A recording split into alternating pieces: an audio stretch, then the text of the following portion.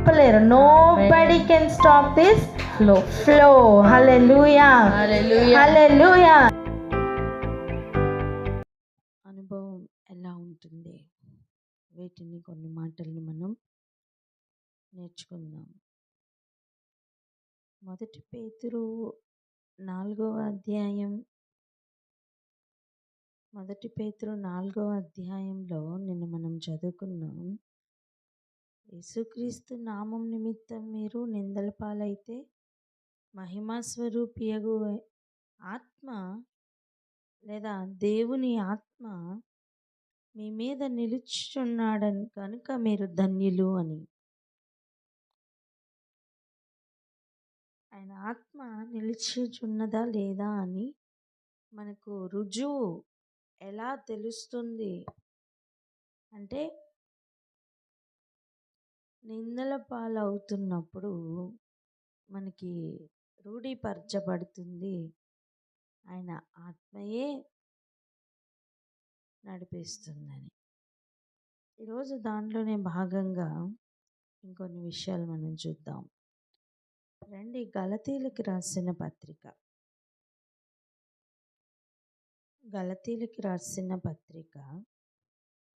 5వ అధ్యాయం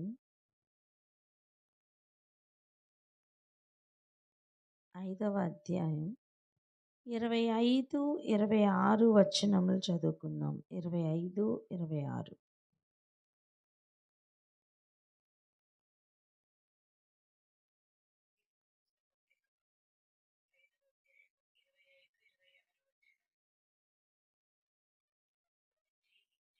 వారిమైతిమా ఆత్మననుసరించి క్రమముగా నడుచుకుందము. ఒకరినొకరము వివాదమునకు రేపకయు ఒకరియందొకరము అసూయ పడకయు వృధాగా పడకయు ఉందము. చూడండి, ఇక్కడ చెప్తున్న మాట, ఆత్మను అనుసరించి జీవించు వారమైతిమా. అయితే ఆత్మను అనుసరించి క్రమముగా నడుచుకుంటామట. క్రమముగా నడుచుకుందాం అనేది ఒక తీర్మానము అవ్వచ్చు, లేదా అది ఒక సూచనగాను తీసుకోవచ్చు. మనం క్రమముగా నడిపించబడుతున్నామా లేదా అని టెస్ట్ చేసుకుంటే మనం ఆత్మను బట్టి కదులుతున్నట్టు. మనల్ని మనమే పరీక్షించుకొని మన బ్రతుకులు మార్చుకోవడానికి దేవుడు ఇంకా సజీవ దినములు ఇస్తున్నారు కనుక మన ఉద్దేశ్యములు, మన బ్రతుకులు మనం మార్చుకుందాం.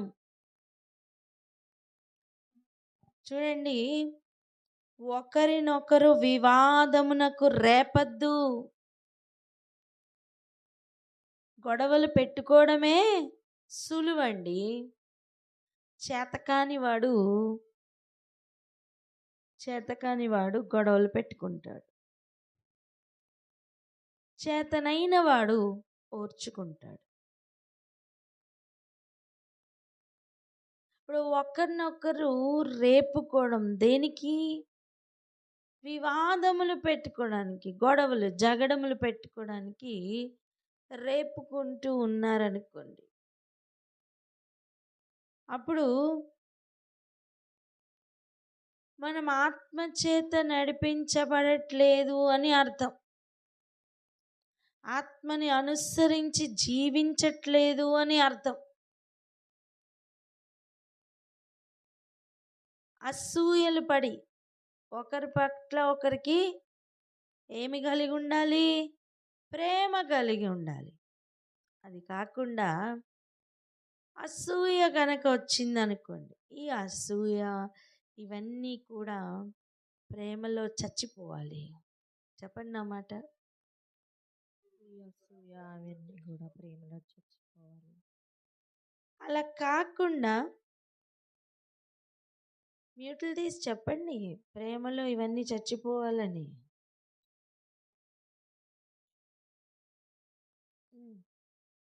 అలా కాకుండా అలాగే నిలిచి ఉన్నాయనుకోండి, మనలో శరీరము లేదా శరీర క్రియలు మనలో ఎక్కువగా పనిచేస్తాయి. మన క్రియలు మనకు దిగంబరత్వమును తెస్తాయి. మన క్రియలు మనకి వెలుగును నింపుతాయి. వెలుగు వస్త్రమా, అంధకార దిగంబరత్వమా? ఏది మనం కంటిన్యూ చేస్తున్నాం, ఏది ధరించి ఉన్నాం? ఈరోజు మనకి తేటపడాలి. ఈరోజు మనకి తేటపడాలి. ఇప్పుడు చదవండి, ఇదే అధ్యాయం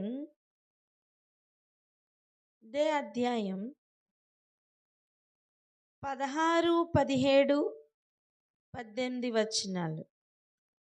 గలతీయులకు రాసిన పత్రిక 5వ అధ్యాయము 16, 17, 18 వచనాలు. నేను చెప్పున్నదేమనగా, ఆత్మానుసారముగా నడుచుకొనుడి, అప్పుడు మీరు శరీరేచ్ఛను నెరవేర్చరు. శరీరము ఆత్మకును, ఆత్మ శరీరముకును విరోధముగా అపేక్షించును. ఇవి ఒకదానికొకటి వ్యతిరేకముగా ఉన్నవి కనుక మీరేమి చేయ నిశ్చయించుతురో వాటిని చేయకుందురు. మీరు ఆత్మచేత నడిపింపబడిన ఎడల ధర్మశాస్త్రమునకు లోనైన వారు కారు. గమనించండి, గలతీలకి రాస్తూ పౌలు గారు చెప్తున్న మాట, నేను చెప్పున్నదేమనగా, నేనేం చెప్తున్నానంటే అని నొక్కి చెప్తున్నారు. అంటే అదొక ముఖ్యమైన విషయం అని అర్థం. ఏం చెప్తున్నారట? ఆత్మానుసారంగా నడుచుకొనుడి. ముందేం చదివాం? ఆత్మను అనుసరించి జీవించు వారిమైతిమా, ఆత్మను అనుసరించి క్రమముగా నడుచుకుందాము.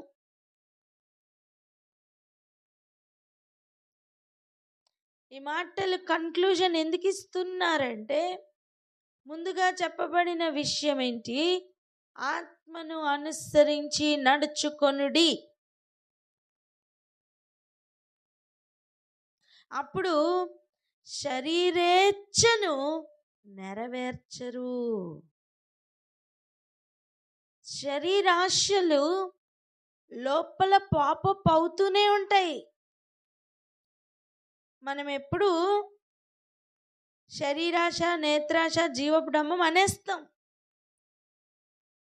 కానీ ఈరోజు శరీర ఆశ అంటే ఏంటో చాలా క్లియర్గా చూడబోతున్నాం. ఎప్పుడైతే నీ లోపలే ఉన్న శత్రువు నీకు తెలుస్తాడో, నీ శత్రువుని నువ్వు గుర్తుపడతావో, జయించుట సులభం అవుతుంది. చెప్పండి, శత్రువును గుర్తుపడితే జయించుట సులభమని.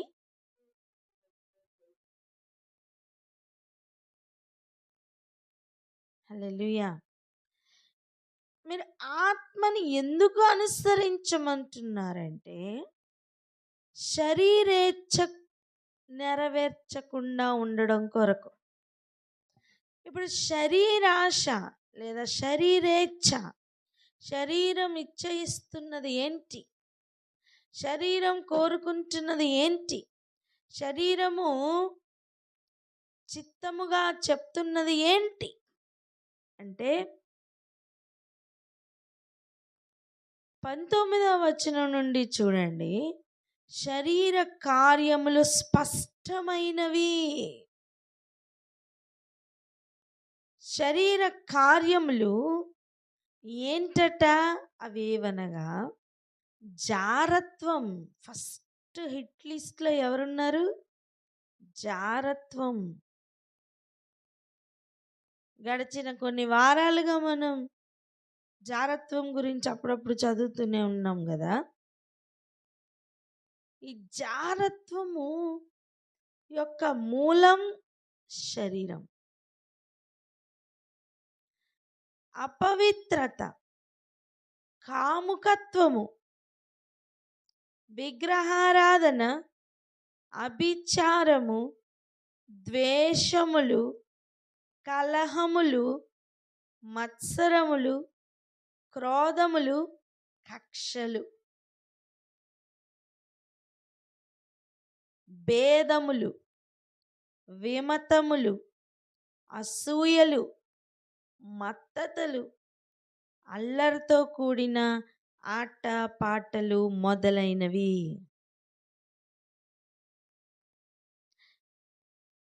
ఇంకొక సీరియస్ వర్డ్ ఏంటో తెలుసా? 21వ వచనం చదవండి.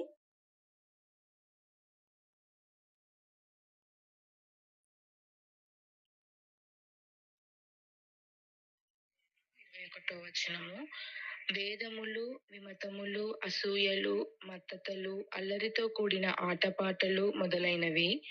వీటిని గూర్చి నేను మునుపు చెప్పిన ప్రకారము ఇట్టి వాటిని చేయువారు దేవుని రాజ్యమును స్వతంత్రించుకొనరని మీతో స్పష్టముగా చెప్పుచున్నాను. అంతేనండి, చాలా స్పష్టంగా చెప్తున్నమాట. ఇవన్నీ శరీరం యొక్క ఆశలే. వీటిని అనుసరించి నడుస్తున్నవారు, వీటిని చేస్తున్నవారు దేవుని రాజ్యమును స్వతంత్రించుకోలేరు.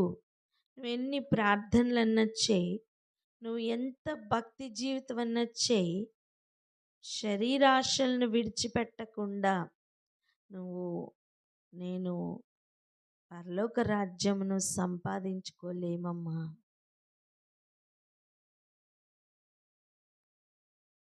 ఎందుకు నీ శరీరం నిన్ను బలవంత పెడుతుంది? ఎందుకు నీ శరీరం నీ మీద జయం పొందుతుంది? ఒకటే కారణం, నువ్వు దేవుని రాజ్యము స్వతంత్రించుకోకుండా నీకు అడ్డం పడుతున్న మొట్టమొదటి శత్రువు బయట నుంచి కాదు, నీ లోపల నీ శరీరాశలు. ఈ శరీరాశలు మనం అనుకోవచ్చు, నేను తాగట్లేదు, నేను విగ్రహారాధన చేయట్లేదు, నేను చాలా భక్తిగా ఉన్నాను, నేను చాలా కరెక్ట్గా ఉన్నాను అనిపించవచ్చు. కానీ మరి లోపల నడుస్తున్న కక్షల విషయం ఏంటి? భేదముల విషయం ఏంటి? కలహముల విషయం ఏంటి? అసూయల విషయం ఏంటి?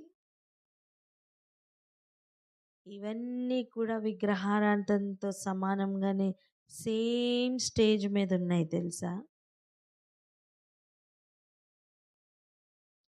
జారత్వం ఏ స్టేజ్ మీద అయితే ఉందో అదే స్టేజ్ మీద భేదములు కూడా ఉన్నాయి నాన్న. నేను విగ్రహారాధన చేయట్లేదండి, నేను పవిత్రంగా బతుకుతున్నాను అనుకోవచ్చు. విగ్రహారాధన లేదేమో, కానీ అదే వేదిక మీద ఉన్న కలహములు ఉన్నాయేమో. పోనీ కలహమన్నా కనీసం ప్రోగ్రెస్ అయినది కదా. ద్వేషం ఉందేమో, ఒకరిని చూసి ద్వేషిస్తున్న అనుభవం ఉందే అది, ఒకరిని చూసి జారత్వంలో పడిపోయిన అనుభవం ఉందే, రెండు ఒకే వేదిక మీద పక్క పక్కన ఉన్నాయి తెలుసా.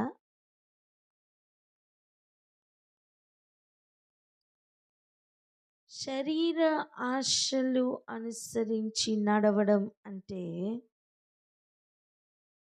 కేవలం జారత్వమో, అపవిత్రతో లేదా కామమో మాత్రమే కాదు, ఒక ద్వేషం కూడా దాంతో సమానమే. అల్లరితో కూడిన ఆటపాటలు ఉన్నాయే, అవి కూడా శరీరాశను నెరవేరుస్తున్న క్రియలే. చూడండి, శరీర కార్యములు అంటే ఏంటి? శరీర క్రియలు. మన క్రియలను బట్టి మన వస్త్రములు వస్తాయి. వెలుగు వస్త్రం ధరిస్తున్నామా, దిగంబరత్వమే కంటిన్యూ చేస్తున్నామా? ఏదేను వనం నుండి మనం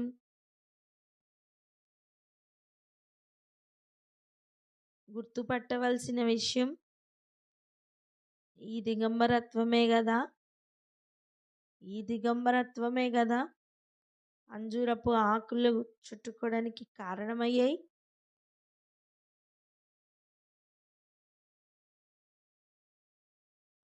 మరలా వస్త్రం కావాలి అంటే క్రీస్తును ధరించుకోవాల్సిందే, వెలుగు వస్త్రం ధరించవలసినదే. ఇవన్నీ విడిచిపెట్టకుండా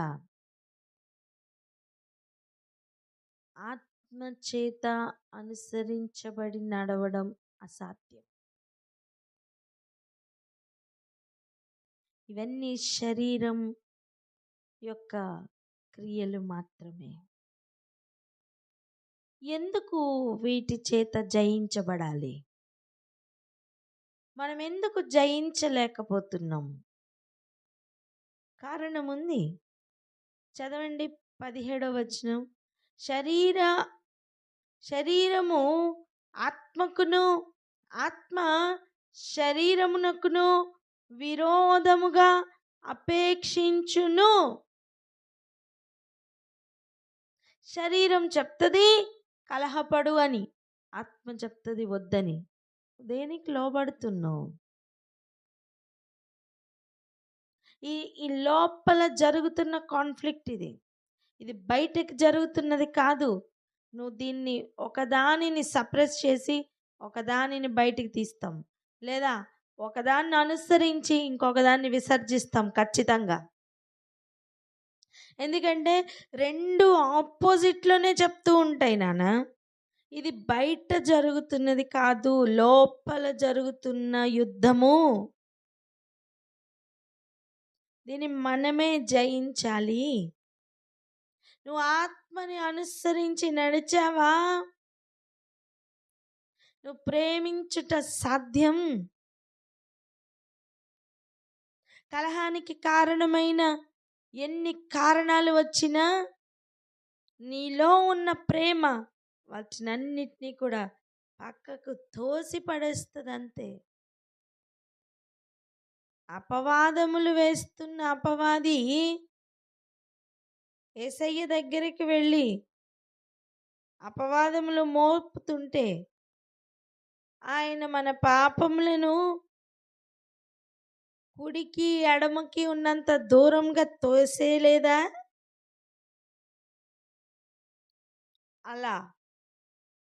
అలా తోయుట సాధ్యమవుతుంది.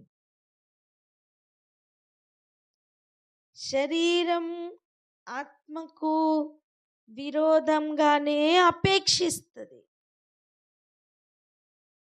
నువ్వు ఒకదానిని అనుసరించగలవు, ఇంకొక దాన్ని విసర్జించగలవు. రెండూ నేను తీసుకొస్తాను అంటే అది సాధ్యం కాదు. అది మోసం. మనల్ని మనమే మోసం చేసుకుంటున్నామని అర్థం. ఇప్పుడు శరీరం చెప్తుంది కలహపడమని, పెట్టు గొడవ పెట్టు పెట్టు కమాన్ కమాన్ అని రెచ్చగొడుతూ ఉంటుంది. ఆత్మ చెప్తుంది వద్దు, ప్రేమించు ప్రేమించు ప్రేమించు అని రేపుతూ ఉంటుంది. ఇప్పుడు నువ్వు నీ ఇచ్చను బట్టి, నీ ఇష్టమును బట్టి నువ్వు దేనిని ఎన్నుకుంటావో దానిని అనుసరించి నడుస్తావు.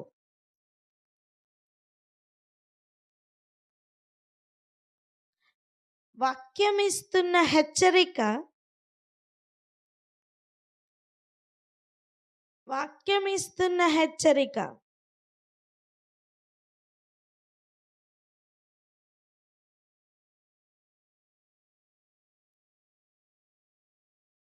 వీటిని చేయువారు దేవుని రాజ్యమును స్వతంత్రించుకొనరు అని మీతో స్పష్టముగా చెప్పుచున్నాను అంటున్నారు పౌలు. ఆ సమయానికి నువ్వు శరీరం యొక్క ఇచ్చను నెరవేరుస్తూ కదులుతున్నావు కదా, నీకు సాటిస్ఫాక్షన్ వస్తుందేమో కానీ నువ్వు దేవుని రాజ్యం కోల్పోతున్నావు నానా.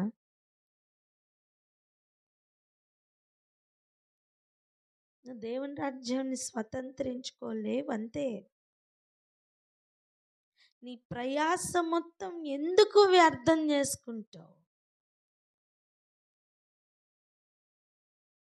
అడగండి ప్రాణాత్మ దేహములను, ఎందుకు నేను వ్యర్థం చేసుకోవాలి?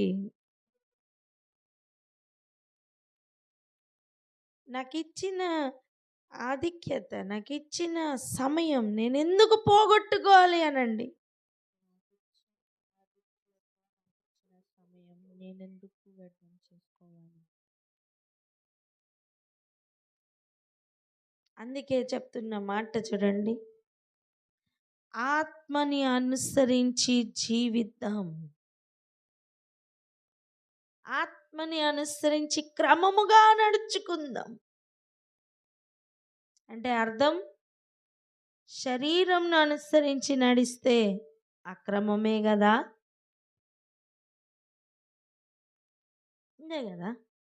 ఆత్మను అనుసరించి నడిస్తే క్రమముగా నడుచుట సాధ్యమైతే, శరీరంను అనుసరించి నడుస్తున్నది అక్రమమే కదా.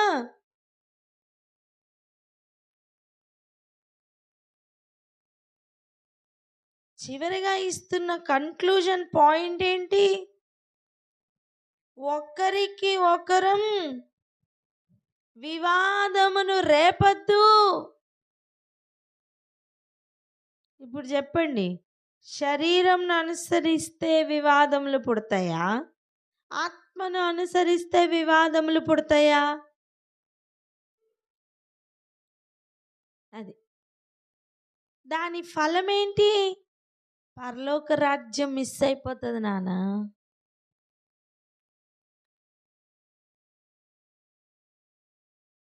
ఎంత జాగ్రత్తగా మన రక్షణని మనం కాపాడుకోవాలో తెలుసా?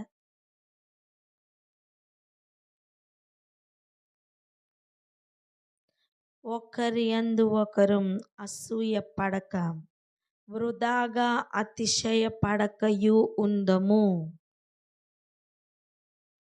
అనవసరమైన అతిశయం కూడా మనకి వద్దండి. అసలు అది మన సబ్జెక్ట్ కాదనుకోవాలి.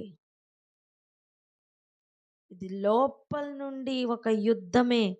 నువ్వు ఏ క్రియను బయటికి తీసుకొస్తావో ఆ క్రియను బట్టి నువ్వు ముందు కదులుతావు.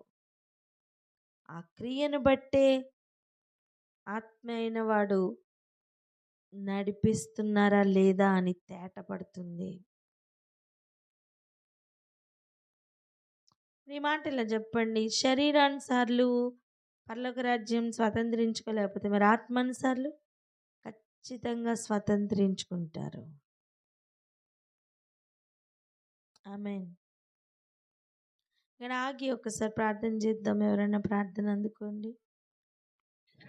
స్తోత్రం స్తోత్రం స్తోత్రం. పరిశుద్ధుడా గొప్ప దేవ, మహోన్నతమైన దేవాన్ని కొందనములు స్తోత్రములు స్తోత్రములు స్తోత్రములు తండ్రి. నైనా ప్రభు మమ్మల్ని మిక్కిలి ప్రేమిస్తూ అయా అన్ని దినము తండ్రి నేను నీకు సమీపంగా మేము చేరుటకు ఒక్కొక్క మాటను ప్రభు మాకు తెలియపరుస్తూ మమ్మల్ని చక్కబరుస్తూ అయా తండ్రి ప్రతి విషయమును ఎంతో క్లియర్ గా తెలియపరుస్తూ తండ్రి వంటి గ్రహించడానికి మీరు మాకు ఇస్తున్న గొప్ప ధన్యతను బట్టి వందనములు స్తోత్రములు స్తోత్రములు నాయన.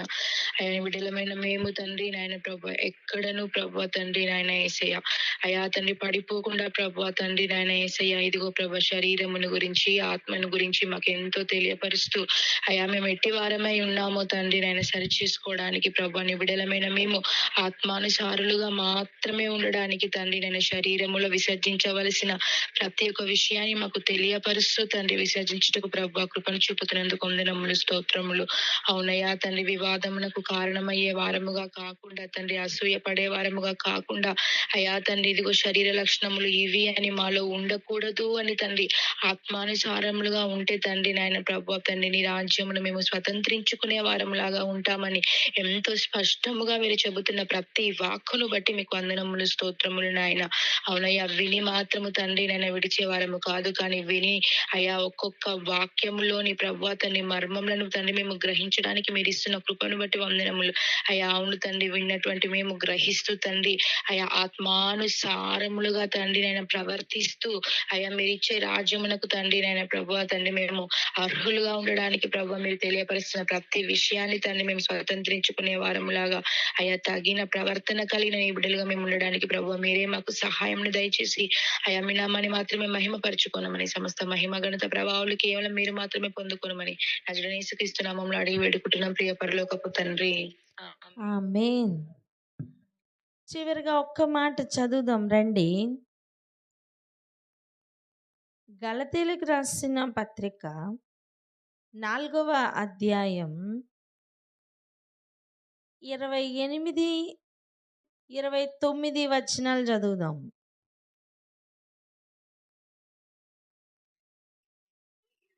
వచనాలు. సహోదరులారా, మనమును ఇస్సాకు వలె వాగ్దానమును బట్టి పుట్టిన కుమారులమై ఉన్నాము. అప్పుడు శరీరమును బట్టి పుట్టినవాడు ఆత్మను బట్టి పుట్టిన వారిని ఎలాగూ హింస పెట్టెనో ఇప్పుడును అలాగే జరుగుచున్నది. స్తోత్రం. గమనిస్తున్నారా? మనం ఇస్సాకు వలె వాగ్దానమును బట్టి పుట్టిన కుమారులమై ఉన్నాము.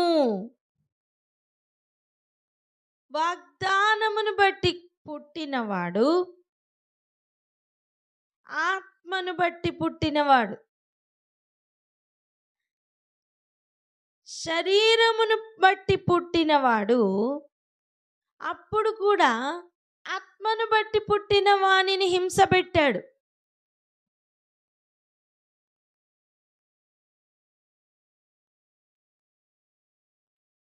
ఇష్మాయేలు ఇస్సాకును హింస పెట్టాడని అర్థం. శరీరమును బట్టి పుట్టినవాడు ఆత్మను బట్టి పుట్టిన వానిని ఎలాగో అప్పుడు హింస పెట్టెనో ఇప్పుడును అలాగే జరుగుచున్నది.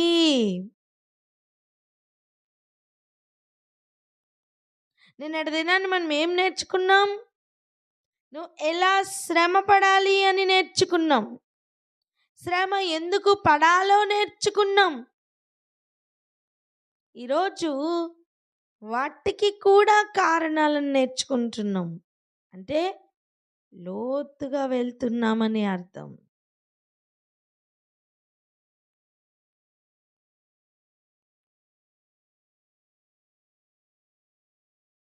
గుర్తుంచుకోండి, ఎందుకు ఇలా జరుగుతుంది అంటే ఒకటే కారణం. గుర్తుపట్టినానా? శరీరమును బట్టి పుట్టిన వాడు ఆత్మను బట్టి పుట్టిన వానిని హింస పెట్టును.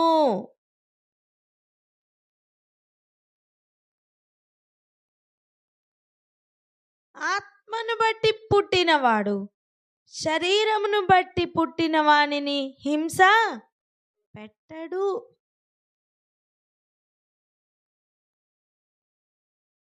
దీనిని బట్టి మనం తెలుసుకోగలం వచ్చిన సోర్స్ ఎక్కడిది అని, మూలం ఎక్కడిది అని. ఈ క్రియలను మార్చుకుందాం. నీతి క్రియలను అనుసరించి నడుద్దాం.